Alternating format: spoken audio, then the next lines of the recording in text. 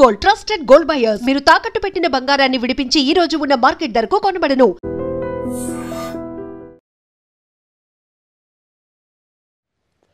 అతివేగం మరో ఘోరమైన దుర్ఘటనకు కారణమైంది. అదుపు తప్పి లోయలో పడిన బస్సు ప్రమాద ఘటనలో ఇప్పటికే 15 మంది వరకు మృతి చెందినట్లుగా సమాచారం అందుతోంది. అల్లూరి సీతారామరాజు జిల్లా మోతుగూడెం వద్ద జరిగినటువంటి ఘోరమైన దుర్ఘటనకు సంబంధించి భయానకమైన పరిస్థితులు అక్కడ కనిపిస్తున్నాయి. చెల్లా చెదురుగా పడి ఉన్న మృతదేహాలను చూస్తేనే ప్రతి ఒక్కరికి కూడా ఒళ్ళు గగ్గురుపాటుకు గురవుతోంది. ఒక్కసారిగా ఈ ప్రమాదం జరిగిన సమాచారం అందిన వెంటనే కూడా స్థానికులు కూడా హుటాహుటిన పోలీసులు కూడా అక్కడికి చేరుకుని రెస్క్యూ కొనసాగించారు. ఆ బస్సులో లోయలో పడినటువంటి బస్సులో ఇరుక్కుపోయినటువంటి మృతదేహాలను బయటికి వెలికి తీయడం కూడా చాలా కష్టతరమవుతుంది. అంతకన్నా ముందే ఇంకా అందులో ఆ బస్సులో 30 మంది ప్రయాణికులు మొత్తంగా ఉన్నట్టు తెలుస్తోంది. కాబట్టి క్షతగాత్రులను హుటాహుటిన రెస్క్యూ చేసి స్థానికంగా ఉన్న హాస్పిటల్స్కు తరలించి మెరుగైన వైద్య సహాయం అందిస్తున్నారు. ఇక్కడ మనం చూడొచ్చు భద్రాచలం స్వామివారి దర్శనం ముగించుకున్న తర్వాత వీరు తీర్థయాత్రలుగా ప్రయాణం అవుతున్నారు. అన్నవరంకి వస్తూ ఉన్న సమయంలోనే అల్లూరి జిల్లా మోతుగూడెం వద్ద ఈ ప్రమాదానికి గురైంది. ఘాట్ రోడ్లో జరిగినటువంటి ప్రమాదం వల్ల ఒక్కసారిగా అతి వేగమే ప్రమాదానికి కారణంగా కూడా తెలుస్తోంది. పల్టీలు కొట్టినటువంటి బస్సు ఆ కొండ పైనుంచి అలా పల్టీలు కొడుతూ కిందకు దొర్లుకుంటూ వచ్చేసింది. అంటే ఒక బస్సే ఆ స్థాయిలో ఉంటే అందులో ఉన్న మనుషుల పరిస్థితి ఎలా ఉండుంటుందో మనమందరం ఊహించవచ్చు. ఆ ఊహే చాలా కష్టంగా ఉంటుంది. ఎందుకంటే చెల్లా చెదురుగా పడి ఉన్న మృతదేహాలు, క్షతగాత్రులు కాపాడండి అంటూ పెడుతున్నటువంటి కేకలు ఇవన్నీ కూడా భయానకమైన పరిస్థితులను తలపిస్తున్నాయి. హుటాహుటిన క్షతగాత్రులకు మెరుగైన ట్రీట్మెంట్ అందించాలని ఇప్పటికే ఆంధ్రప్రదేశ్ సర్కారు కూడా ఆదేశాలు ఇచ్చింది. ఇక్కడ మనం చూడొచ్చు, విజువల్స్ చూస్తుంటేనే చాలా డిస్టర్బింగ్గా అనిపిస్తోంది. ఎవరు తట్టుకోలేరు. ఎందుకంటే ఈ మధ్య తరచుగా జరుగుతున్న ప్రమాదాలు మాత్రం ఎంతో మంది ప్రాణాలు తీసేస్తున్నాయి. పదుల సంఖ్యలో మృతుల సంఖ్య ఉండటం మరింత బాధాకరమని చెప్పాలి. వీరందరూ కూడా చిత్తూరు జిల్లాకు చెందినటువంటి ట్రావెల్ బస్గా తెలుస్తోంది.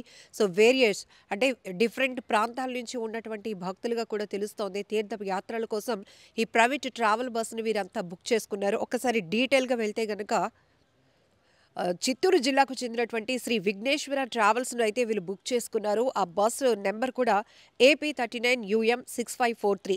చింతూరు మారేడుమిల్లి ఘాట్ రోడ్లోకి వచ్చేటప్పటికి రాజుగారి మెట్టు దగ్గర ఈ బస్సు అదుపు తప్పింది. అతి వేగం వల్ల ఆ లోయలో పడిపోయింది. ఈ దుర్ఘటనలో ఇప్పటికీ స్పాట్లోనే 8 మంది చనిపోయారు అని తెలిసింది. ఆ తర్వాత అక్కడ రెస్క్యూ కొనసాగిస్తున్న క్రమంలో అంతకంతకు మృతుల సంఖ్య పెరుగుతూ వచ్చింది. ఈ దుర్ఘటనలో, ఈ ఘోరమైన బస్సు ప్రమాద దుర్ఘటనలో ఇప్పటికే 15 మంది వరకు చనిపోయినట్లుగా కూడా సమాచారం అందుతోంది.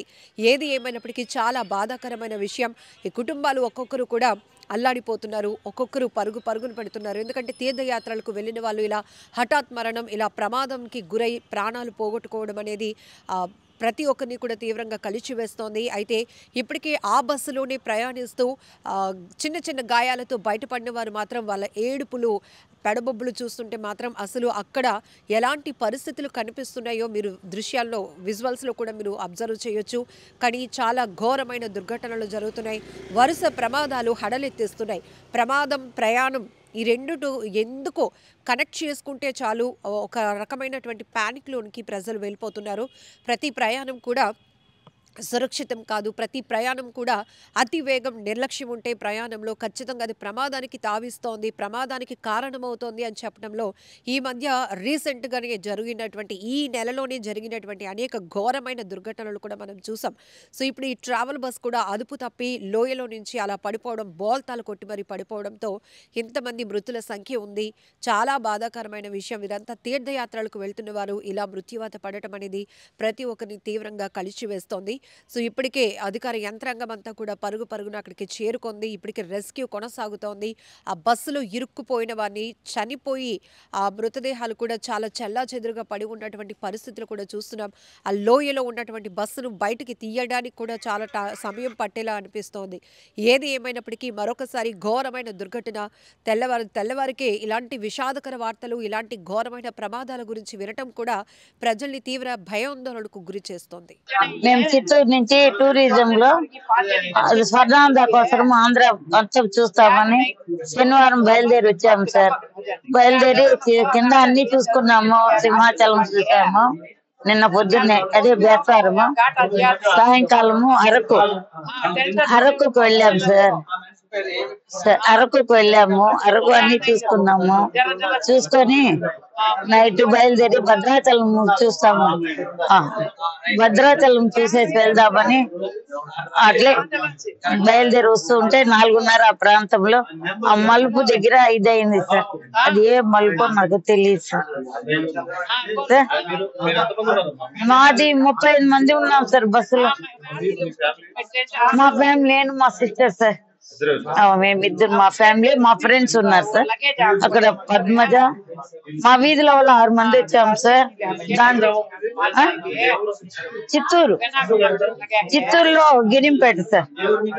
గిరింపేట ఓల్డ్ కలెక్టర్ ఆఫీస్ దగ్గర. నిజంగా ప్రస్తుతం ఉన్నటువంటి సమాజం దేనికి ప్రయారిటీ ఇస్తుంది? ఆర్థిక సంబంధాల చుట్టూ మాత్రమే తిరుగుతుంది. మళ్ళీ ఎన్నికలంగానే చాలా విరక్తి కలుగుతున్నాం. మంచి అనిపిస్తుంది కదా, లేడీస్ కూడా ఛాలెంజింగ్ జాబ్స్ చేసినప్పుడు చాలా బాగుంటది. ట్రాఫిక్ అసిస్టెంట్స్ గా నియమించిన ట్రాన్స్జెండర్స్ అందరితో సాల్యూట్ చేయించుకుంటున్నారు. ఫుడ్ డెలివరీ ఇవ్వటానికి వెళ్ళినటువంటి డెలివరీ బాయ్ అనిల్ పై కళ్ళ ముందు